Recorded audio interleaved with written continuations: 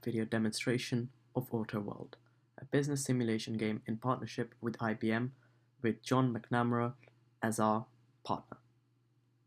We are Team 18, consisting of Isha Irfan, Govind Bala, and Lingji Zhu. So the overview. The problem we were given was that learning business theory can be boring at times, especially if the student does not understand how to apply it in the real world. Our solution? Help students apply their theoretical knowledge in a fun and interactive way through a realistic simulation game. Our key requirements were level-based gameplay where players create companies in the autonomous car industry and make the company grow. Simulate effects of real-world events on a virtual business. Graphs to visualize progress through some interactive and appealing data visualization for the player so that they can understand their business and how it is functioning. Integrate AI using IBM Watson APIs to make the game feel more like running a real-world business. And finally, the ability to compete and communicate with other players to have the best company. Here is a quick and simple system architecture diagram.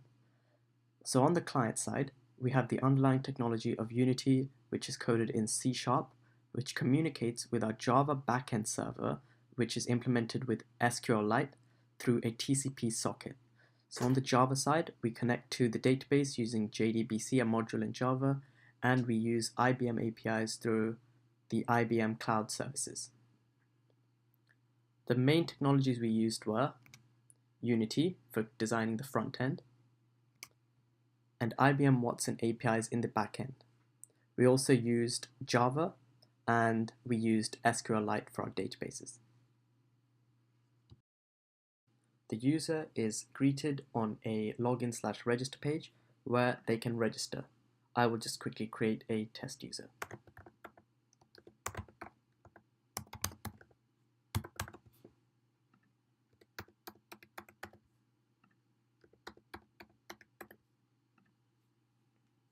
So once the user is successfully registered, they can log in. This then takes them to the dashboard. This is where, after logging in, the user is brought and all of the different pages can be navigated through the side menu. So upon logging in, the user is meted on the dashboard, which shows basic information like buyer confidence, profits, funds, the amount of cars they've sold, and their loan amount. And on the top, they can see their current level, the time, and their company name. On every page, there is also a question mark, which will just show this, which is just some instructions for the player. From the dashboard, we can also navigate to many other pages using the side menu. I will quickly demonstrate the news page, which makes use of Watson Discovery API. So here, we are fetching the latest news articles in the autonomous car industry. This is using an API call to a Watson Discovery model. So here are some of the titles and the links corresponding to them. So this is real-time news data. And the user can just peruse through and just look through all the pages. And here is a tutorial. So for example, we can look at this one. If we click this, it will open up a new tab which shows the news.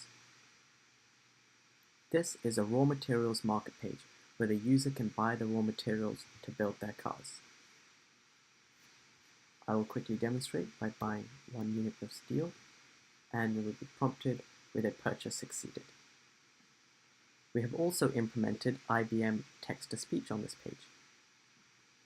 This is the raw materials market page. Here you can buy all the raw materials you need to build cars.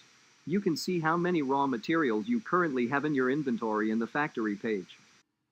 Here is the labor market page, where there are 3 types of employees that you can hire, and you can manage your workforce using these. So you are limited to 10 employees per level, so the player must leverage the different types of employees they have, which have different effects. So I can just buy some like this, and I can just press the fire, and that will remove them from my workforce. Here is the actual factory page now, where the user can actually produce and manufacture cars. So it shows all information such as how many materials they have, the number of workers they have, and what the requirements to build a car are. The time taken is a function of how many mechanics you would like to assign to the job, and the selling price is a function of how many engineers you have in your workforce. These are complicated math functions that are coded in on the back end, and the user will have to figure out what the optimal ratio is. So since I only have one mechanic, I'll adjust that, and it will tell you the time taken, and I can click build, and here it is. Now this is a time left. This is a dynamic progress bar. After a short amount of time has passed, this will move, and eventually it will reach the end and the car will complete. Here is the bank page, which consists of 3 tabs: incoming, outgoing, and loans. The incoming shows a visualization of how much money is coming in. This is through a line graph of how many cars you've sold and at what value. So here are the dates, and this is how much money you've made on each day. The outgoing page is essentially just a transaction ledger, which tells you where all your money is going, the quantity, the price, and the dates. And the loans page is where the user can take out loans. So here you can see I have a loan of 1,000 that's added to my funds, and you can also repay the loans. Here is a leaderboard page which shows you how you rank up against other companies. On my database currently there is only one company, so it's just me, and here is a messaging board which you can use to communicate with other players. This updates every few seconds, and it shows you the date and the company that sent the message. So now I would like to demonstrate our game events. So every 2 days, a real-world news article is read and analyzed using Tone Analyzer, and then it is passed, and depending on its tone, it will make a game event and it will update the buyer confidence, which then affects the price materials cost for the player to buy. So this is done at login every 2 days, but I have managed to sped up that process by editing the backend SQL database. Just here. So this is neutral news. Here is the title, and it tells you that your confidence has changed by 0. So that can change by 1 or -1, and it will move this bar up and down, and it will affect this page, the multiplier of these.